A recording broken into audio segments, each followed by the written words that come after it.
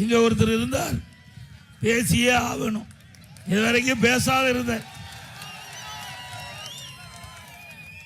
அவரு தானா எம்எல்ஏ ஆகல. ஆனாரா இங்க இருக்கின்ற கழக நிர்வாகிகள் இரவென்றும் பகலென்றும் பாராம தலைவர் காலத்திலும் சரி அம்மா காலத்திலும் சரி ரத்தத்தை வீரியா மண்ணிலே சிந்து உங்க உழைப்பால் அவர் எம்எல்ஏ ஆனாரு. அப்படித்தான் ஆனாரு. நீங்களும் பாடுபட்டு தானே ஆனாரு. ஆனா சுயநலம் திமிரு அகங்காரம், அதனால அவரை வெளியேற்ற வேண்டிய சூழ்நிலை ஆகிப்போச்சு. கட்சிக்கு கட்டுப்பாடு தேவையா இல்லையா? கட்சி கட்டுப்பாட்டை மீறினால் யாராக இருந்தாலும் அம்மா இருக்கின்ற காலத்திலும் சரி தலைவர் இருக்கின்ற காலத்திலும் சரி அதை தொடர்ந்து அண்ணா திமுக கடைபிடிச்சது. அதான் கடைபிடிச்சோம். இந்த கோபிச்செட்டிப்பட்டி நகரத்தில் ஒருத்தர் கூட எனக்கு அடையாளம் தெரியாது. அப்படி வச்சிருந்தார். ஒரு ஆளை நீ பார்க்க விட மாட்டார். இங்க நகர செயலாளர் பெரியதர்ஷினி இருப்பார். நான் அப்பதான் பார்த்தேன். என்னை வந்து பார்க்கும்போது இவர் தான் நகர செயலாளர். அப்படி ஒரு மோசமான குணம் படைத்தவர். ஒரு நல்ல சட்டை போட்டுட்டு போனா கூட பொறுக்காது. கஷ்டப்பட்டு நீங்க உழைச்சு நீங்க சம்பாரிச்சு அதுல வாங்கின சட்டை போட்டுட்டு போனா கூட பொறுக்காத ஆளு நாட்டுக்கு தேவையா? சிந்திச்சு பாருங்க. இன்றைக்கு அவர் செங்கோட்டையன் இருக்கின்ற வரை யாராவது நிம்மதியா வாழ முடிஞ்சுதா? இந்த பகுதியில் இருக்கிற சிந்து ரவிச்சந்திரனை போட்டி கட்டி அனுப்பிச்சிட்டார். அப்புறம் டிஸ்ட்ரிக்ட் சேர்மன் திரு கந்தசாமி, என்ன ஆம்புலன்ஸா விடுங்க, வழி விடுங்க, போயிட்டு போகுது, வழி விடுங்க தம்பி, போகட்டும். ஆக அவர் என்ன செஞ்சார் பாவம்? டிஸ்ட்ரிக்ட் சேர்மனே கட்சி விட்டு போறாங்கன்னா இவர் எப்படிப்பட்டவராக இருப்பார்? அவ்வளவு கீழ்த்தரமா பேசக்கூடிய மனிதர் இந்த செங்கோட்டையன். அப்படித்தானே? இந்த மரியாதை கொடுத்தாலும் பிரயோஜனம் இல்லை. மரியாதை இல்லாத ஒரு மனிதர். அப்படித்தானே? இன்றைக்காவது உலகத்தில் தன் மனைவியும் மகனும் புருஷன் நல்லா இருக்குதுன்னு நினைப்பாங்க. நம்ம வீட்டில் பிள்ளைகளும் அப்படித்தான் நினைக்குது. நம்ம வீட்டு மனைவியெல்லாம் அப்படித்தான் நினைப்பாங்க. நமக்கு பதவி வந்தா, கணவருக்கு பதவி வந்தா மகிழ்ச்சியா இருக்கும். மகனுக்கு அப்பா பதவிக்கு தான் மகிழ்ச்சியா இருக்கும். ஆனா அம்மா அவர்கள் இவருக்கு அமைச்சராக கொடுத்த போது இவருடைய மனைவி திரு செங்கோட்டையனுடைய மனைவி திரு செங்கோட்டையனுடைய மகன் அங்க தலைமைச் செயலகம், அம்மா முதலமைச்சராக வந்திருக்காங்களே, தலைமைச் செயலகத்துக்கு வந்து புகார் கொடுத்தாங்க. அது கேவலமான புகார். நான் வந்து இந்த பதவிக்கு இருக்கிறதுனால அதை சொல்லல. அது என்ன குற்றச்சாட்டுன்னு உங்களுக்கு எல்லாத்துக்கும் தெரியும். இங்க இருக்கிற கோபிச்செட்டிப்பாளையம் இருக்கிற அத்தனை பேருக்கு தெரியும். அப்படி கொஞ்சம் வழிவிட்டு தம்பி, வழிவிட்டு அந்த வண்டி போட்டும்.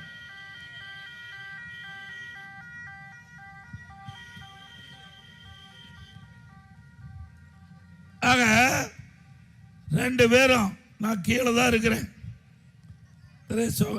செங்கோட்டையனுடைய மனைவி அவர்களும் அவருடைய மகனும் போய் அம்மா கிட்ட பேசினாங்க. பேசிக்கிட்டு படிக்கிறது கீழே இறங்கி பதவி போயிட்டு பதவி உருட்டு விட்டாங்க. அம்மாவுக்கு விசுவாசமானவனா? அம்மாவுக்கு விசுவாசமா இருந்தா பதவி எடுப்பாங்களா? யாரு கம்ப்ளைண்ட் பண்ணது?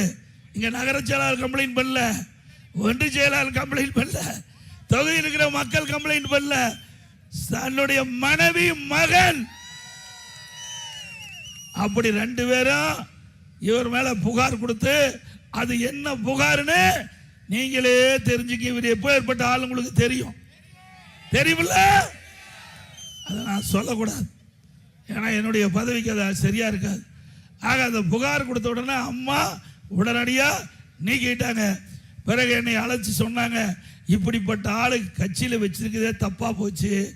நான் வந்து ஒரு குடும்பத்தில் மனைவியும் மகனும் என் வாழ்க்கையில் புகார் கொடுத்தது இவர் தான் அப்படின்னாங்க. வேற யாரும் புகார் கொடுக்கல.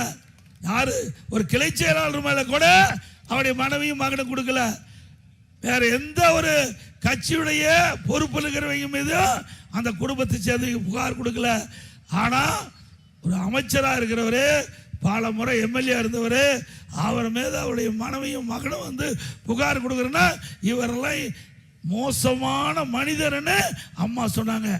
அப்படிப்பட்ட ஆளை, நீக்கப்பட்ட ஆளை நான் முதலமைச்சராகி என்னுடைய அமைச்சர்களை சேர்த்துனதான் நான் செஞ்ச தப்பு. இல்லைன்னா வீதியில் போனா கையெடுத்து கும்பிடுறதுக்கு யோக்கி இருக்குது அந்த ஆளுக்கு. என்னுடைய அமைச்சரவையில் மட்டும் கெஞ்சி கண்ணீர் விட்டா மனுஷன். இப்பெல்லாம் ஏதாவது பேசுறான், வாய் கொழுப்புல பேசிக்கிட்டு இருக்க அந்த மனுஷன். நீ அழுது எனக்கு தெரியாதா? நீ வடிச்ச கண்ணீர் தெரியாதா? நீ இருக்கும்போது, நீ முதலமைச்சர் இருக்கும்போது எனக்கு ஒரு வாய்ப்பு கொடுக்கலீங்கன்னா வேற யார் கொடுக்க போறா? உண்மையால எனக்கு வந்து ஒரு காலத்தில் நல்ல நண்பராக தான் இருந்தேன். நான் இல்லைன்னு நான் மறுக்கல. நான் வந்து இவர் மாதிரி போய் பேச வேண்டிய அவசியம் எனக்கு இல்லை. நான் வந்து அந்த நட்பின் அடிப்படையில் நான் கொடுத்தேன். அந்த மரியாதை உனக்கு இருக்குதா? நன்றி மறப்பது நன்றன்று, நன்றே அல்லது அன்றை மறப்பது நன்று 2000 முன்னே ஐயன் திருவள்ளுவர் சொல்லிட்டு போனார். இது மாதிரி மனிதர்கள் எல்லாம் மன்னிக்க முடியுமா? அப்புறம் சொல்றார், அத்திக்கடை அவனாசி திட்டம் எத்தனை வருஷமா நீங்க போராடிட்டு இருக்கிறீங்க? 66 ஆண்டு காலம் போராடிட்டு இருக்கிறீங்க. இது வர வேணும். வறட்சியான பகுதி, அங்க இருக்கிற ஏரி குளம் குட்டையெல்லாம் நிரப்ப வேணும். நிலத்தடி உயர வேணும். விவசாய தேவை நீர் கிடைக்க வேணும். குடிப்பதற்கு தேவை நீர் கிடைக்க வேணும். அம்மா இருக்கும்போதே கொண்டு வர நினைச்சாங்க. அம்மா மறைந்த பிறகு நானும் ஒரு விவசாயி. அதனால விவசாயியுடைய கஷ்டத்தை உணர்ந்து மாநில அரசாங்கத்தினுடைய நிதி, ₹1 மத்திய அரசாங்கத்தினுடைய நிதி இல்ல, முழுக்க முழுக்க நம்முடைய மாநில அரசாங்கத்தினுடைய நிதி 1652 கோடி நிதி ஒதுக்கி, 1652 கோடி நிதி ஒதுக்கி திட்டத்தை நிறைவேற்றணும். அங்க அடிக்கல் நாட்டுறேன். பணி வேகமாக நடந்துட்டு இருந்தது. கொரோனா காலம் பணி தடைப்பட்டது, மீண்டும் பணி துவங்கப்பட்டது. ஆட்சி மாற்றம் வந்த பிறகு இவர் வந்து நிறைவேற்றப்பட்ட திமுக ஸ்டாலின், திமுக தலைவர் ஸ்டாலின் வந்து நாம பெற்ற பிள்ளைக்கு அவர் பேர் வச்சுட்டு போயிட்டார். நாம கொண்டாந்து திட்டத்துக்கு அவர் திறந்துட்டு போனார். அதுக்கு பிறகு அங்க இருக்கிற விவசாயிகள், பல விவசாய அமைப்புகள், பல கட்சி ஆச்சரியம் இல்லாம திமுக, காங்கிரஸ், கம்யூனிஸ்ட், அதே போல விவசாய சங்கத்தை சேர்ந்தவர்கள் என்னை அழைச்சி நாங்க எல்லோரும் ஒன்னா சேர்ந்துதான் போராட்டம் நடத்தணும். அதனால எல்லோரும் சேர்ந்து உங்களுக்கு வரவேற்பு கொடுக்கிறோம், நன்றி செலுத்துறோம் சொல்லி அழைப்பு கொடுத்தாங்க. அதுக்கு இவர் வரல. கேட்டா அம்மா படமும் தலைவர் படம் இல்லைன்னு பொய்ய சொல்லி வர மறுத்துட்டார். என்ன, இந்த பகுதி மக்கள், இந்த தொகுதி மக்கள், அவர்களுக்கு ஏரி குளம் குட்டையெல்லாம் நிரப்புவதற்காக கொண்டு வந்த திட்டம். இந்த தொகுதி எம்எல்ஏ அதுல வந்து கலந்துக்கல. பொறாம, இப்படி பொறாம பிடிச்சால் நாட்டுக்கு தேவையா? யார் அவருடைய தொகுதி? சிந்திச்சு பாருங்க. அவருடைய தொகுதியிலேயே அவர் இந்த நிகழ்ச்சியில் வந்து கலந்துக்கல. யார் ஏற்பாடு செய்யறது? எதிர்கட்சிகள், எதிர்கட்சி சேர்ந்த தலைவர்கள் ஏற்பாடு பண்ணிக்கிட்ட கூட்டம். அவருக்கு இருக்கின்ற உணர்வு கூட உனக்கு இல்லையே. அவருக்கு இருக்கிற உணர்வு கூட இல்லையே. ஓட்டு போட்ட மக்கள், அந்த மக்கள் இன்றைக்கு வளமா செழிப்பா வாழ்வதற்கு தான் இந்த அத்திக்கடை அவனாசி திட்டத்தை கொண்டாந்த. அந்த திட்டத்தில் கூட வந்து கலந்துக்கல. அப்புறம் கேட்டா அம்மா படம் இல்ல, நான் வரலைன்னு. நீ எங்க நீங்க அம்மாவை மதிச்ச? பாருங்க, பள்ளிக்கூடத்தில் போய் சைக்கிள் கொடுக்கிறார். யார் படம்? கருணாநிதி படம், ஸ்டாலின் படம். யோகி இது எப்படி இருக்குன்னு பாரு.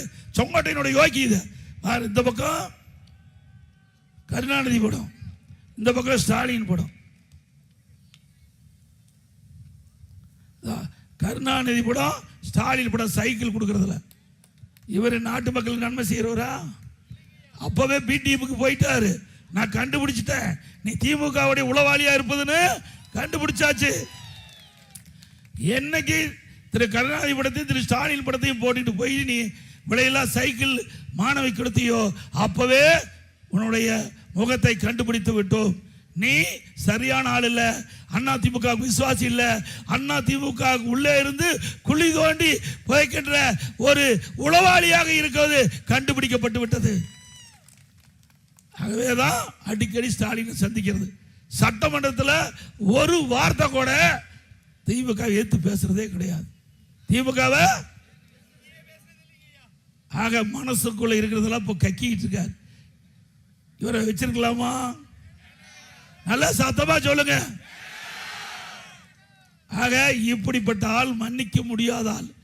இவருக்கு ஓட்டு போட்டு அந்த ஓட்டை பெற்று தந்தவரை நீங்க தானே ஓட்டு போட்டு அவரை ஜெயிக்க வச்சீங்க. உங்களுக்கு விசுவாசமா இருக்கணும்ல. இப்ப எங்க போயிட்டாரு? அங்க போய் துண்டை அணிவிக்கிறாரு. கேவலம் துண்டை போய் வாங்குறாரு. இப்ப யார் போட்டா வச்சிருக்காரு?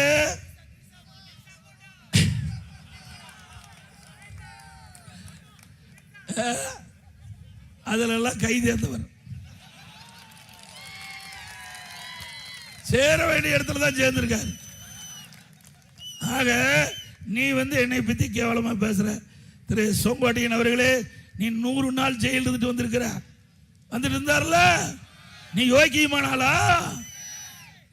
என் மேல கேஸ் போட்டாங்க. நெடுஞ்சாலைத்துறையில ஊழல் கேஸ் போட்டாங்க. கேஸ் போட்டவனே நீதிமன்றத்தில் வாபஸ் வாங்கின ஆர்எஸ் பாரதி சொன்னாங்க, நான் நடத்துறேன், கேஸ் நடத்துறேன். நீதிபதி சொன்னாங்க, வழக்கு போட்டவங்களே வாபஸ் வாங்கும் போது நீங்க எங்க நடத்துறீங்கன்னு. இது வரைக்கும் நாட்டு மக்கள்கிட்ட பேசி இருக்கிறாங்க. அது மறைஞ்சு போயிருமா? சட்டமன்றத்தில் முதலமைச்சர் என்னை பத்தி பேசியிருக்கார். எடப்பாடி பழனிசாமி நெடுஞ்சாலைத்துறையில் ஊழல் பண்ணியிருக்கான்னு பேசி பதிவாயிருக்குது. அதை நீக்க முடியுமா? அதனால நான் நடத்துறேன். மடியில கனமில்ல, வழியில பயம் இல்ல, நான் நீதிமன்றத்தை சந்திக்கிறேன். அப்ப நீதிபதி அவருடைய சேர்ல சொன்னார், இந்தியாவிலேயே வழக்கை ஒரு தலைவர் வழக்கை நடத்துகிறார் என்று சொல்லுகின்ற ஒரே நபர் உங்களுடைய தலைவர் சொன்னார். அப்படி வழக்கை நடத்தி நிரபராதியின் உங்க முன் நிற்கிறேன். செங்கோட்டையன் அவர்களே, சிந்திக்க வேணும் என்று நாக்கு இருக்குது, வாக்கு பேசுனே, அசிங்கமா போய் ரோட்டில் நடக்க முடியாது. அத்தனை ஆதாரத்தை வச்சிருக்கிறேன். சும்மா நினைச்சிட்டு இருக்கேன். முதலமைச்சர் இருக்கும்போது நீ போட்ட ஆட்டமெல்லாம் எங்களுக்கு தெரியும். எல்லா ஆட்டமும் தெரியும் தேம்பா. நீ யாரெல்லாம் எப்பப்ப கேஸ் இருந்தது எல்லாம் நான் முதலமைச்சர் இருக்கும் போதே எடுத்து வச்சுட்டேன். நீ என்னைக்கு பிடிமா செயல்பட ஆரம்பிச்சியோ அன்னைக்கே நான் உஷாராயிட்டேன். இன்னைக்கு எப்படியா இருந்தாலும் இந்த அண்ணா திமுகவை வீழ்த்துவதற்கு திமுகவோட கூட்டு சேர்ந்து சதி செய்யறன்னு எனக்கு தெரியும். அதனால ஜாக்கிரதையா நீங்க பேசணும். ஆனா ஆட்சி மாறும், காட்சி மாறும். ஆட்சி மாறுகின்ற பொழுது நீ தாக்கு பிடிக்க முடியும். உன்னை பத்தி எனக்கு நல்லா தெரியும். எப்படிப்பட்ட ஆள்னு நல்லா தெரியுமில்ல. எங்காச்சும் சவுண்ட் கொடுத்து பேசினா கிட்ட கூட போக மாட்டார். போவாரா? ஏய், நான் அண்ணா திமுகவில் என்னுடைய ஏரியாவில் இப்போ கூட நாடாளுமன்றத்தில் 45,000 ஓட்டு கூடுதலாக வாங்கியிருக்கிறேன். 10வது முறை நிற்கிறேன்.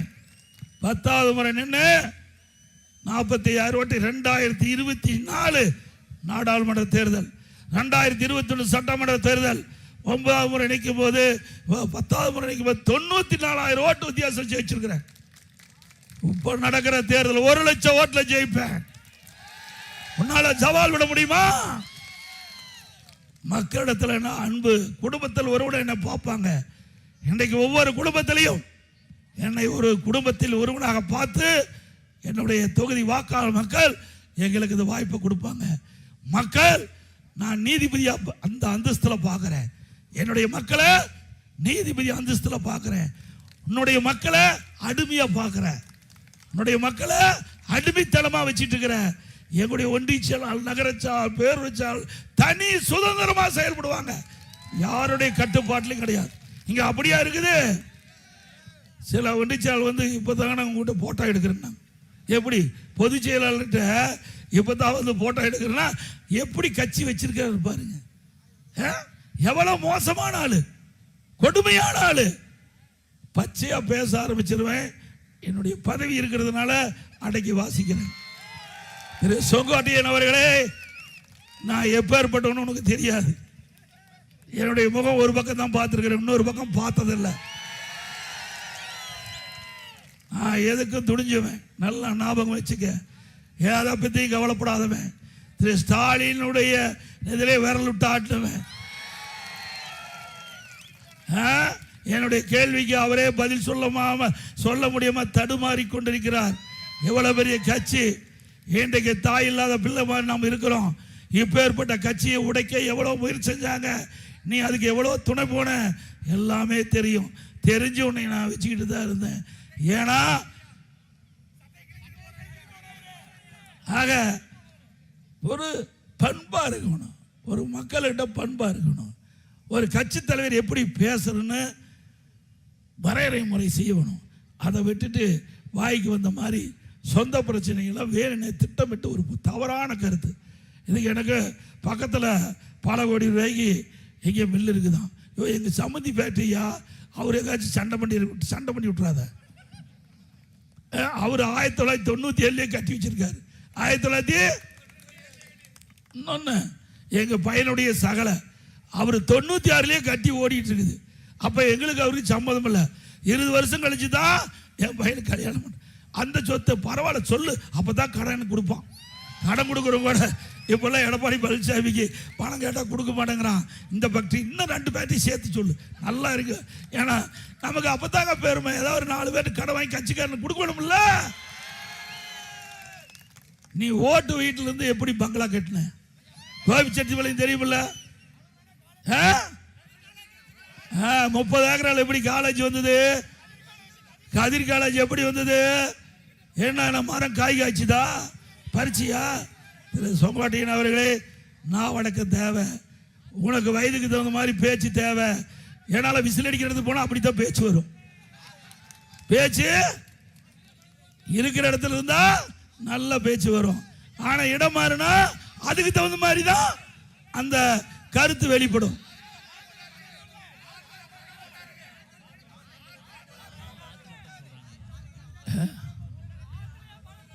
ஆமா, பணம் பிடிக்க வந்து ஆத்துல விட்டுட்டாங்கிறாங்க. அவ்வளவு பணம் மிஞ்சி போய் கிடக்குது. ஆனா ஒருத்தருக்கு ஒரு பைசா தர மாட்டார். ஒரு டீ கொடுப்பார், எல்லாம் போனா டீ கொடுப்பார். அது ஆளை போல டீ கொடுப்பார். நல்ல வெள்ளை சட்டை போட்டு பணக்காரன் இருந்தா அதுக்கு ஒரு டீ, அதுக்கு ஒரு இருந்தாலும் தான் அதுக்கு ஒரு டீ கொடுப்பார். இவரை பத்தி தெரியும். இவரு யாராவது ஒருவரையாவது கட்சியில் சேர்த்திருக்காரா? இன்றைக்கு ஈரோடு மாவட்டத்தில் இவரால் வெளியேறினீங்க தான் அத்தனை பேரும். யாரு? திரு முத்துசாமி இவருடைய நிதி பொறுக்க முடியாது, வெளியே போயிட்டார். இப்படி பல பேர் இந்த மாவட்டத்தில்.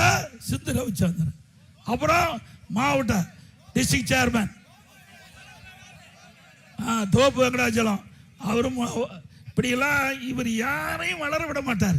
நான் தான் ஏற்கனவே சொன்ன, ஒரு நல்ல சட்டை போட்டுட்டு போனா கூட பொறாமப்படுற மனுஷன் எப்படி பாரு, சிந்திச்சு பாருங்க. ஆக இந்த தேர்தலில் ஒவ்வொரு ஓட்டும் முக்கியமான ஓட்டு. இப்படி மக்களை உதாசனப்படுத்துகின்ற மனிதர் தேர்தலில் போட்டிடுறாரு. அவருக்கு வாக்களிப்பீங்களா? நல்லா சிந்திங்க. நான் விளையாட்டா சொல்லல. 9 தடவை நின்ன, 10 தடவை நின்ன, என்ன கிழிச்ச அந்த பக்கம் கோபிச்செட்டிப்பாளையத்தில் என்ன செஞ்சாரா? புறவழிச்சாலை நான் எடுத்து தரேன், கண்டுக்கவே இல்லை. புறவழிச்சாலை இன்றைக்கு இந்த நகரத்தில் போக்குவரத்து நெரிசல் அதிகமாக இருக்குது, அமைக்கணும்னு சொன்னார். நான் எடுத்து கொடுக்குறேன், நடவடிக்கை எடுக்கினார். ஒன்றுமே இல்லை, அப்படியே கிடப்பில் போட்டாங்க. அண்ணா திமுக ஆட்சிக்கு வந்தா கோபிச்செட்டிப்பாளையம் இன்றைக்கு பிரம்மாண்டமான பகுதி ஆக்குவேன், சொன்னதை செய்வேன். இவர் மாதிரி போய் பேசி வாழ வேண்டிய அவசியம் இல்லை. அப்புறம் பணக்காரனை பார்த்தா தான் பேசுவார், சாதாரண ஆளை பார்த்தா பேச மாட்டார். நான் எப்போ போனாலும் பார்ப்பேன், எனக்கு அவரு தெரியும் இவரு தெரியுமா, இங்க இருக்குன்னு சொல்ல மாட்டார். கோபிச்செட்டிப்பாளையம் தொகுதியில் இருக்கிறவங்க சொல்ல மாட்டார். எனக்கு கோயம்புத்தூர்ல அந்த பணக்காரன், திருப்பூர்ல அந்த பணக்காரன் அப்படின்னு தான் சொல்லுவார். ஆனா இவர் ஓட்டு போட்டு தேர்ந்தெடுத்த மக்கள் ஓட்டுக்காக கஷ்டப்பட்ட பொறுப்பாளரை பத்தி வாயே திறக்க மாட்டார். திறந்திருக்காரா? ஒரு நாளாவது உங்களை புகழ்ந்து பேசியிருக்காரா? என்னுடைய பகுதியில் கட்சிக்காக உழைக்கின்றவங்க பல முறை சேர்மன் ஆகியிருக்காங்க. நான் தலையிடுறதே கிடையாது. ஒரு பிரஸ் கவுன்சிலர் கூட நான் தலையிட மாட்டேன், அவங்ககிட்டயே ஒப்படைச்சிருவேன். ஒண்டிச்சாலும் நகரச்சாலும் அவையிலே ஒப்படைச்சிருவேன். நீங்களே பாருங்க, இது உங்க கட்சி, இது உங்களுடைய கட்சி. எனக்கு பொதுச்செயலாளர் பதவி கொடுத்துருக்காங்க, என்னுடைய பதவியை நான் பார்க்குறேன். ஒன்றிச்சா பதவி ஒன்றிச்சா பாருங்க, நகரச்செயலாளர் நகரச்சா பாருங்க, பேரூராட்சியா பேரூராட்சி, மாவட்ட சார்பணி பொறுப்பாளர் அவருடைய பதவி பாருங்க அப்படின்னு சுதந்திரமாக விட்டுக்கிறேன். அது மட்டும் இல்லை, எங்களுடைய சேலம் மாவட்டம் முழுவதும் 11 இடம் 10 இடத்துல நான் ஜெயிச்சு கொடுத்தேன். முன்னால அந்தியூர் கொடுத்தேன், அந்தியூர் இவர் ரெக்கமெண்டேஷன் தான் கொடுத்தேன். 1000 ஓட்டில் தோத்து போயிட்டாங்க. போய் பார்த்தியா, ஓட்டு கேட்டியா? ஏன்னா நீ போனாவே இருக்கிற ஓட்டு போயிடும். நீ போய் தலை காட்டினாவே போடுற ஓட்டு போட மாட்டாங்க. அப்படி ஈரோட்டில் நான் தான் சூறப்பிள்ளைங்கிறேன். ஈரோட்டில் இந்த மாவட்டத்தில் நீங்கள் தானே அதிக நாள் மந்திரியாக இருந்தீங்க. எத்தனை தொகுதி கடந்த முறை ஜெயிச்சு கொடுத்தீங்க? எத்தனை தொகுதி ஜெயிச்சு கொடுத்த நீ? இன்னைக்கு அங்கே டவுனில் எல்லாமே அவுட்டு. சிந்திச்சு பாருங்க. இதே அண்ணா திமுக எங்களுடைய சேலம் மாவட்டம் 11 தொகுதியில் 10 தொகுதி 2021ஆம் ஆண்டு ஜெயிச்சு கொடுத்தோம். இப்ப சொல்றேன், எப்போதும் 2026 அண்ணா திமுக 11க்கு 10 இடத்துல நான் ஜெயிக்கிறோம். உங்களால உன் தொகுதியில் நீ ஜெயிக்க முடியுமான்னு பாரு. இது சொங்காட்டையன் அவர்களே, உங்க தொகுதியில் நீ ஜெயிக்க முடியும்னு பாரு. சொங்காட்டையா, விளையாட்டு நினைக்காத. உனக்கெல்லாம் மரியாதை கொடுத்து பிரயோஜனமே இல்லை. மரியாதை கொடுக்க வேணுமா? மரியாதை கொடுக்க தகுந்தாளா? என்னைக்கு சிறுமியா பேச ஆரம்பிச்சியோ அன்னைக்கு அப்படி செல்வாக்கு இழந்துட்டார்ல. ஆக வேண்டுமென்றே திட்டமிட்டு நீ அரசியல் ரீதியா பேசணும், பதில் சொல்ல தயார். அதை விட்டுட்டு தனிப்பட்ட முறையில் பேசினா நிறைய இருக்குதுங்க. டிவியில் போட்டு விட்டுருவேன். கோபியில நடமாட முடியாது. இந்த வீதியில, கோபி வீதியில அத்தனை பேர் காரி துப்பிடுவாங்க. ஞாபகம் வச்சுக்க. விளையாட்டா நீ நினைச்சிடாத. இன்றைக்கு வீக்கில் தான் சேனை இட போட்டுறாத. நான் முதலமைச்சர் இருக்கும் போது யாரெல்லாம் என்னென்ன பண்ணீங்கன்னா எல்லாமே அப்பவே வச்சிருக்கிறேன். அதுக்கு மிந்தி நீ என்னென்னலாம் ஆட்டம் போட்டேன்னு அத்தனையும் எல்லாமே இருக்குது. சொங்கடையன் அவர்களே, ஜாக்கிரதையா பேசுங்க, அரசியல் நீதியா சந்திங்க. நாங்கள் பதில் சொல்ல தயார். அண்ணா திமுக ஆட்சிக்கு வந்தா நிறைய திட்டங்களை நிறைவேற்றுவோம். அத்திக்கீழ அவனாசி திட்டத்தில் விடுபட்ட பகுதி அனைத்தும் சேர்த்து கொள்ளப்படும். அதே போல விவசாயிகள் வாங்கிய தொடக்க வேளாண் கூட்டுறவு வங்கியில் வாங்கிய விவசாய கடன் தள்ளுபடி செய்யப்படும். நிறைய திட்டங்களை நிறைவேற்றுகிறோம். மீண்டும் அம்மா ஆட்சி வளர்ந்தவரால் தேவையான திட்டங்களை நிறைவேற்றுவோம். நீங்க எப்ப வேணாலும் நேரடியாக நீ வந்து பார்க்கலாம். எப்பொழுதும் என்னை வந்து நேரடியாக பார்க்கலாம். ஆக அண்ணா திமுக என்பது ஒரு வலிமையான இயக்கம். ஒரு நம்முடைய கூட்டணி வலிமையான கூட்டணி. அண்ணா திமுக, பாரதிய ஜனதா, பாட்டாளி மக்கள் கட்சி, அம்மா மக்கள் முன்னேற்ற கழகம், ஐஜேகே, அதே மாதிரி நம்முடைய வாசன் அவருடைய அமைப்பு, இப்படி பல கட்சிகள் ஒன்றாக சேர்ந்து இந்த தேர்தலை சந்திக்கிறோம்.